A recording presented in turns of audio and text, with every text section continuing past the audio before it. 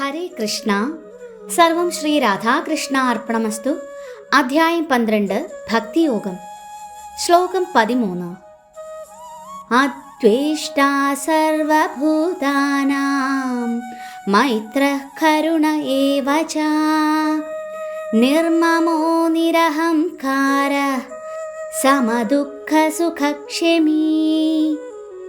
ശ്ലോകം 14.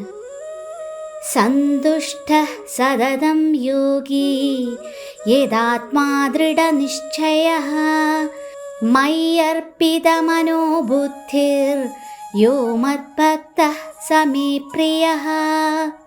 വിവർത്തനം.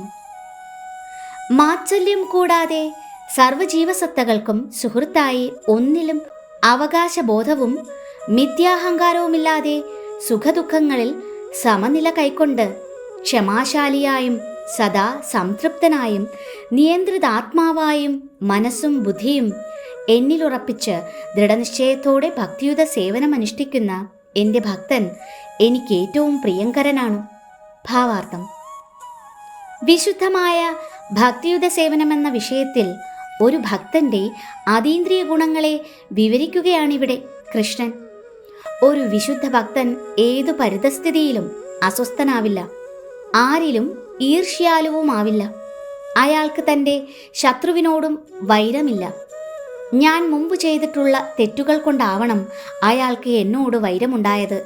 അതുകൊണ്ട് എതിർക്കുന്നതല്ല, പൊറുക്കുന്നതാണിവിടെ ഉത്തമം എന്ന് അയാൾ ഓർക്കും. ശ്രീമദ് ഭാഗവതത്തിൽ 10:14-8 ഇങ്ങനെ പറയുന്നു: തത്തേനുകമ്പാം സുസമീക്ഷമാണോ ഭുഞ്ജാന ഏവാത്മകൃതം വിഭാഗം.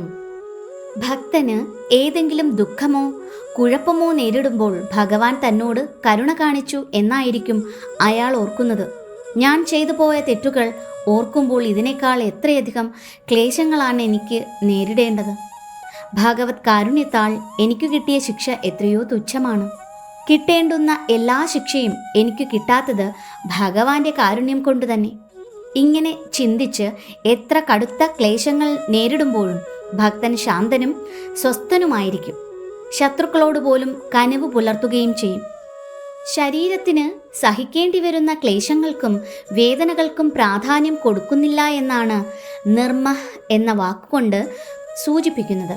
ഭക്തൻ ശരീരത്തെ തൻ്റേതായോ താനായോ കരുതുന്നില്ല. ഈ ഭൗതിക ദേഹമല്ല താനെന്ന് അയാൾക്കറിയാം. അതുകൊണ്ട് അയാൾക്ക് മിഥ്യാഹങ്കാരമുണ്ടാവാൻ വയ്യ. അങ്ങനെ സുഖദുഃഖങ്ങളിൽ സമനില പുലർത്തുന്നു. ക്ഷമാശാലിയായ ഭക്തൻ ഭഗവത് കാരുണ്യത്താൽ എന്ത് കൈവരുന്നുണ്ടോ അതുകൊണ്ട് സംതൃപ്തനാണ്. വളരെ പ്രയാസപ്പെട്ട് എന്തെങ്കിലും നേടാൻ ശ്രമിക്കാറില്ലാത്തതുകൊണ്ട് അയാൾ സദാ സന്തുഷ്ടനായിരിക്കുന്നു. ആധ്യാത്മിക ഗുരുവിൽ നിന്ന് ലഭിച്ച ഉപദേശങ്ങളിൽ ഉറച്ചു നിൽക്കുന്നതുകൊണ്ട് ഒരു തികഞ്ഞ യോഗിയുമാണ് അയാൾ.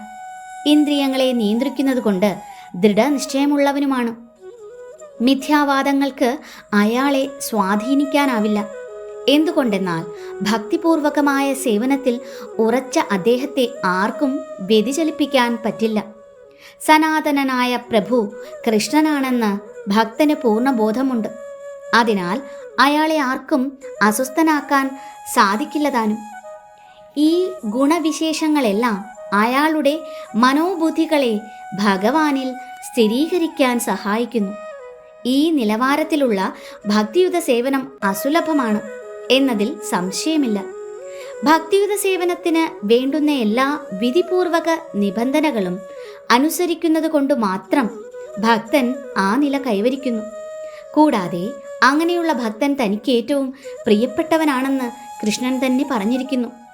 തികഞ്ഞ കൃഷ്ണാവബോധത്തോടെ ചെയ്യുന്ന സകല കർമ്മങ്ങളിലും ഭഗവാൻ ഇപ്പോഴും സന്തുഷ്ടനാണ്.